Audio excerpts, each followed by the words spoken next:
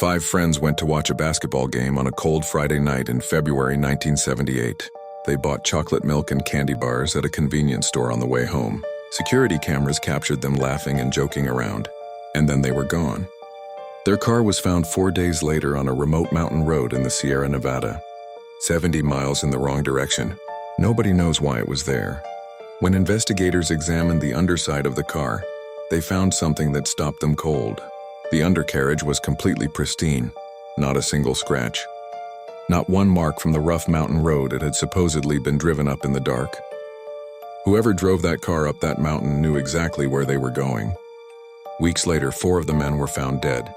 But the detail that has kept this case alive for 46 years is not the deaths. It is what happened in a small forest trailer in the weeks before those men died. One of them survived inside that trailer for up to 13 weeks, alone in freezing temperatures, slowly starving to death. There was enough food in that trailer to keep all 5 men alive for an entire year. He never touched it. There was a propane heating system right outside. A single valve was all it needed. He never turned it on. Heavy winter forestry coats were hanging on the wall inside the trailer. He never put one on. Matches were right there. Paperback books for kindling. Firewood. He never lit a fire. He died wrapped in 8 bedsheets surrounded by everything he needed to survive. And next to his bed on a small table, investigators found a gold watch. It did not belong to him. It did not belong to any of the 5 men.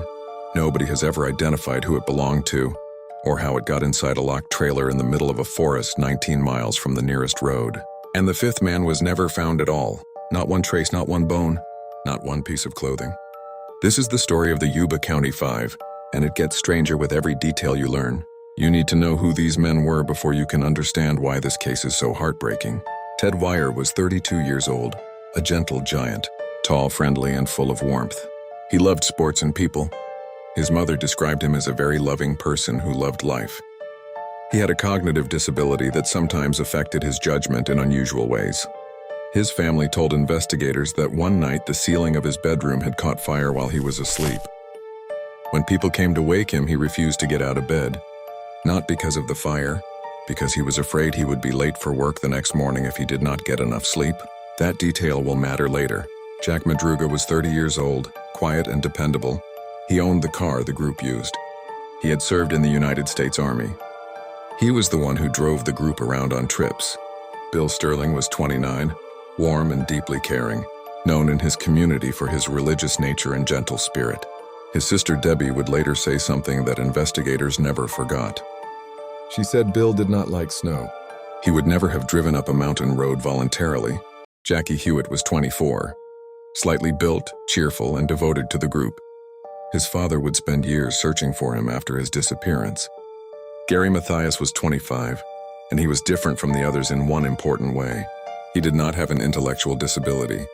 But after his military service in West Germany, he had developed serious mental health problems. He was diagnosed with schizophrenia and given a psychiatric discharge from the Army. The years that followed were difficult. He was hospitalized multiple times.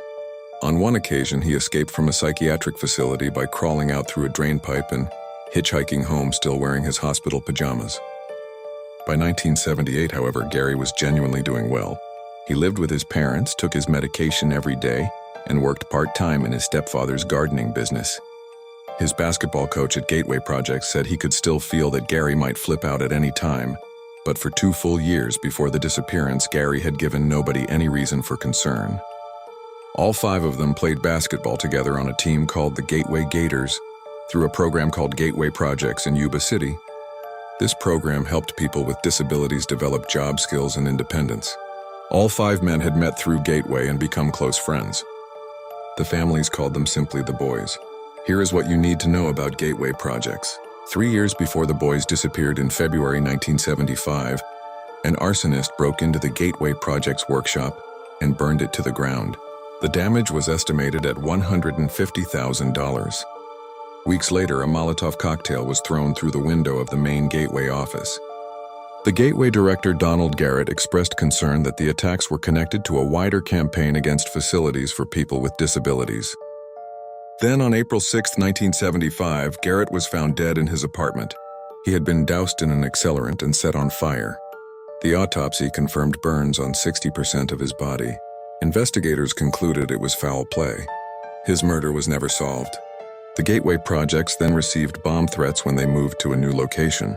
The local district attorney issued an unofficial gag order on police to stop them reporting the attacks to the press. All 5 of the boys were part of this community. All 5 of them were there during those attacks and that murder. Whether any of this is connected to what happened on February 24, 1978, nobody has ever been able to say. Whether any of this is connected to what happened on February 24, 1978, nobody has ever been able to say. The night of February 24, 1978 was supposed to be simple. The next morning, the Gateway Gators were due to play in a Special Olympics basketball tournament. The prize for winning was a free trip to Los Angeles, including a visit to Disneyland. The boys were more excited about this than almost anything. They had laid out their uniforms on their beds that evening before leaving. Ted had asked his mother to wash his new white high-top sneakers. He told her they had a big game on Saturday and not to let him oversleep. That evening, they decided to drive 50 miles to California State University in Chico to watch their favorite team, UC Davis, play an away game against Chico State. It was a spontaneous decision. Drive there, watch the game. Drive home, wake up early. Play in the tournament. Jack Madruga's turquoise and white 1969 Mercury Montego had all 5 of them in it as they set off for Chico. The game ended. Security cameras at a convenience store near the university captured all 5 of them inside at around 9:30 in the evening, buying chocolate milk and candy bars for the ride home. The footage showed them relaxed, happy, normal. They got back into the car. That was the last confirmed sighting of any of them alive. The next morning, the families woke up to get ready for the Special Olympics tournament. The boys were not home. Their uniforms were still laid out on their beds. Ted's freshly washed white sneakers were sitting ready by the door. By afternoon, all 5 families had filed missing persons reports. 4 days later, on February 28th, a U.S. Forest Service ranger found Jack Madruga's Mercury Montego by chance while driving through a remote area of the Plumas National Forest. The car was not on the route between Chico and Yuba City. It was not anywhere near that route. It was sitting in shallow snow on the side of the Oroville-Quincy Highway, deep in the Sierra Nevada mountains. Approximately 70 miles in the wrong direction from home, the car was in perfect working condition. The engine worked, the doors were unlocked. One window was left open. There was still a quarter tank of gas. The candy bar wrappers from the convenience store were inside. The snacks had been eaten. Several maps were in the glove compartment. The keys were gone. There were no signs of any struggle. No blood, nothing broken, nothing forced. And then investigators looked underneath the car. The undercarriage was completely clean. Not a single scratch from the rough, unpaved mountain road that led to where the car was sitting. This road was narrow, uneven, and rocky. Any vehicle driven up it quickly or by someone unfamiliar with it would show marks underneath. The Montego showed none. Someone who knew that road had driven that car up there deliberately and carefully. Jack Madruga had no known connection to that area. None of the 5 men did. No family there, no friends, no reason to know that road existed. And 5 adult men had walked away from a perfectly functioning car into freezing wilderness in February, rather than push it out of a shallow snowbank and drive home. Nobody could explain why. The search in the days that followed found nothing. Then in late February or early March, a man named Joseph Schons came forward with a story about the night of February 24th. Schons had been driving on that same remote mountain road that night to check on a cabin he owned in the forest. His car also got stuck in a snowbank. While trying to free it, he suffered a heart attack and collapsed against his vehicle in severe pain. At around 11:30 in the evening, he noticed headlights on the road nearby.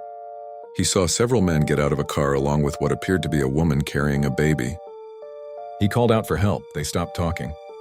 They turned off their flashlights, and they disappeared into the darkness. Sean saw flashlight beams again about 2 hours later. Nobody came to help him. He spent the entire night against his car in the freezing cold having a heart attack while people were apparently nearby who chose not to help him. When he recovered enough to walk down the mountain the next morning, Madruga's car was parked exactly where he had seen the group of people the previous night. Was the group he saw the Yuba County Five? Who was the woman? Who was the baby? Had they deliberately ignored a man calling for help in the dark? Or was Schons experiencing hallucinations from the heart attack and hypothermia? Nobody has ever been able to answer any of those questions.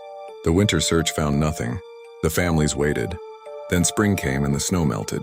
On June 4, 1978, 3.5 months after the boys disappeared, a group of motorcyclists exploring trails in the Plumas National Forest came across a small U.S. Forest Service maintenance trailer at a place called Rogers Cow Camp. It was 19 miles from where Madruga's car had been found. The window of the trailer had been broken to get inside. The motorcyclists pushed the door open. Ted Wire was inside. He was stretched out on a bed. He was wrapped in 8 bedsheets layered over each other like a makeshift cocoon. His feet were severely frostbitten. He had lost between 80 and 100 pounds from his normal body weight. The growth of his beard told investigators he had survived alone in that trailer for somewhere between 8 and 13 weeks. He had died of hypothermia and starvation. Now here is the part that changed everything. On the table beside Ted's bed were his personal effects. His wallet still containing cash. A nickel ring with Ted engraved on it, a gold necklace he wore regularly, and a gold watch without its crystal that did not belong to Ted Wire. The Wire family confirmed immediately that it was not his. It was not identified as belonging to any of the 5 men. Nobody has ever established where it came from or who left it there. Heavy forestry winter coats were hanging on the wall of the trailer, untouched. In a storage shed just outside the trailer, there were military C-ration cans. About a dozen of them had been opened and eaten. They had been opened with a P-38 military can opener, a small specialized tool almost nobody outside the military would know how to use. Only Jack Madruga and Gary Mathias had served in the Army. One of them had been in that trailer at some point and had eaten those rations. But in a separate locker in the same shed, there was enough dehydrated food to keep all 5 men alive for an entire year. That locker had never been opened, not once. There were paperback novels in the trailer that could have been used as kindling. There was wood, there were matches. No fire had ever been lit. Just outside the trailer was a propane tank, connected directly to the trailer's heating system. Yuba County Lieutenant Lance Ayers told the Washington Post exactly what this meant. All they had to do was turn that gas on and they would have had gas to the trailer and heat. Ted never turned it on. Why did Ted Wire not use any of those things? His family provided investigators with one piece of context. Ted's disability affected his judgment and his sense of appropriate response to situations. The night the ceiling of his bedroom caught fire, someone had to drag him out of bed because he thought getting up would make him late for work. His understanding of what a situation required of him was sometimes disconnected from reality. But even knowing that, investigators could not fully explain why a man survived for up to 13 weeks in a trailer and never once lit a match, never opened a coat, never turned a single valve. Ted Wire's own leather shoes were missing from the trailer. Gary Mathias's tennis shoes were found next to Ted's bed. Investigators believe Gary had been in the trailer with Ted at some point, and the two had exchanged shoes. Gary taking Ted's more weatherproof leather shoes and leaving his own behind. Perhaps Gary left to try to find help and never made it back. The investigation then searched back along the route between the car and the trailer. The remains of Jack Madruga and Bill Sterling were found scattered along the road several miles from the car. Animals had been at the bodies over the months since they died. They had died from hypothermia walking through the forest. Then Jackie Hewitt's father came to a different area nearby to search for his son. He reached down to pick up what he thought was a pile of his son's clothing lying on the ground. When he picked up the clothing, his son's backbone fell out onto the ground in front of him. Jackie Hewitt's skull was found approximately 100 yards away. 4 of the 5 men had been accounted for, and then Gary Mathias's sister Tammy did something investigators had not expected. She went to the trailer herself. Inside, she found handwritten notes on scraps of paper that she recognized immediately. She said Gary took notes to himself like a diary. A specialist in handwriting analysis confirmed the notes matched Gary's handwriting. The notes contained only religious passages and words of encouragement about getting through hard times. Nothing about what had happened. Nothing about where he was going. Just a young man alone in a forest trailer writing prayers and trying to stay calm. Gary Mathias has never been found. Not his body, not his glasses. Not a single trace beyond those notes and his tennis shoes. For 40 years, this case was officially treated as a tragic misadventure. 5 vulnerable men who got lost and died in the wilderness. Then in October 2020, the Yuba County Sheriff's Office produced an internal memorandum. It was released publicly through a records request in October 2023, and it changed everything. The memo stated the following: Gary Mathias is believed to be a victim of foul play. This case remains open as a missing person and homicide case. And then the memo said one more thing. It is in the best interest of all involved that this letter not be forwarded to the Mathias family. The authorities had privately concluded that Gary Mathias was murdered, and they chose not to tell his family. Why? What evidence led them to that conclusion in 2020?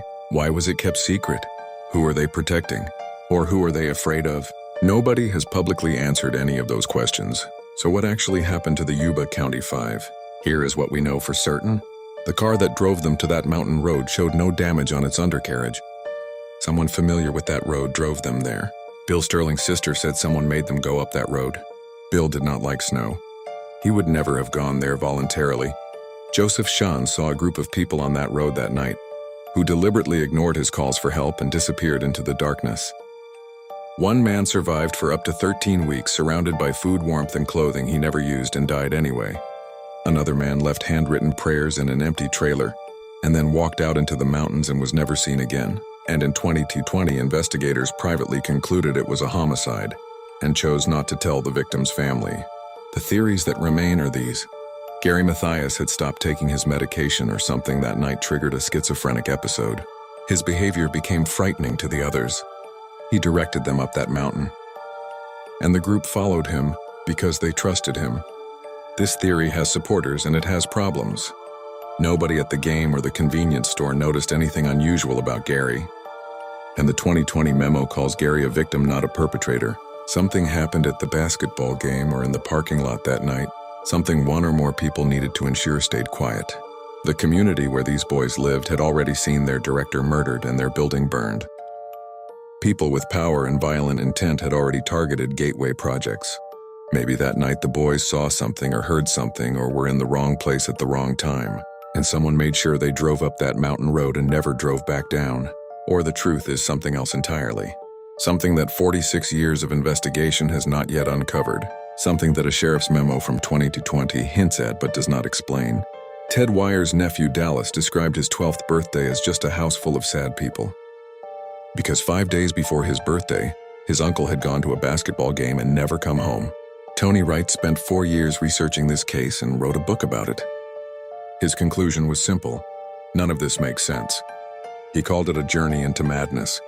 The Yuba County undersheriff at the time described the case with 2 words that have never been improved upon. Bizarre as hell. 5 friends left their houses on a Friday evening to watch a basketball game.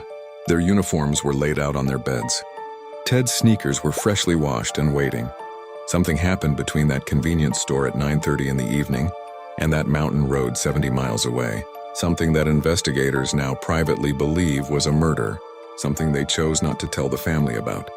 Gary Mathias left prayers on scraps of paper in a locked forest trailer and then walked out into the dark. He has never been found, and the gold watch on the table next to Ted Wyer's bed has never been identified. Subscribe to MistFiles. We open the files nobody closed properly. New case every week, and the truth is always stranger than the story they told you.